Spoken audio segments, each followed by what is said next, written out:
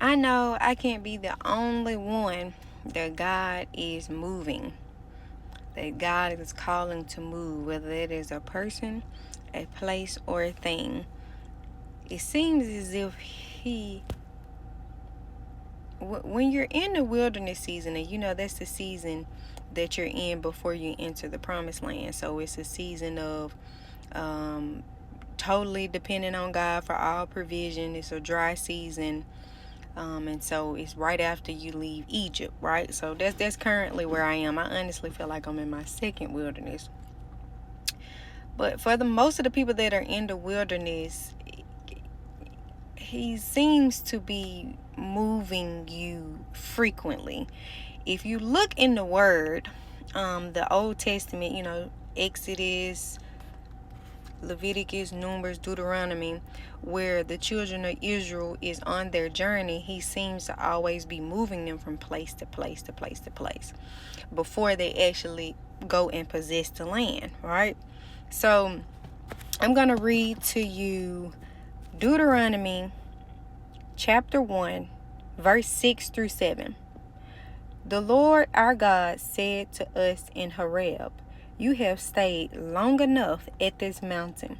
Turn and take your journey and go to the hill country of the Amorites and to all their neighbors in the Arabah, in the hill country and in the lowland and in the Negev and by the sea coast, in the land of the Canaanites and Lebanon as far as the great river, the river Euphrates." I feel the need to keep reading verse 8. All right, so verse 8 says, "See, I have set the land before you. Go in and take possession of the land that the Lord swore to your fathers, to Abraham, to Isaac, and to Jacob, to give to them and to their offsprings after them." Okay, that's a lot. Those names, pronouncing those names get to me sometimes. But anyway, so I feel like that is something that God has been pressing upon me lately, is that I have stayed at this mountain long enough and to turn and take my journey and go to the hill country. And so the place that I'm actually going is full of hills. It's very hilly. And so I just find it kind of funny. So for some people, God is asking you to physically move. The people who are in the wilderness, he's asking you to leave a place, a person, or a thing. So what I have been doing in this journey is trying to ask for instructions. Trying to be still enough, be intentional with my prayers to ask for instructions on what I should be doing in the process so I can move. Now, I know I can't do this out of my own strength because I don't have anything. I don't have a car. I don't have a job. I don't have a place to stay when I get to the hill country. So I'm totally depending on God in this move because I know this is what he has called me to do. So for the people who feel pressed on your spirit that it is time for you to move, or God is calling you to move, you have a strong desire to move, you need to prepare.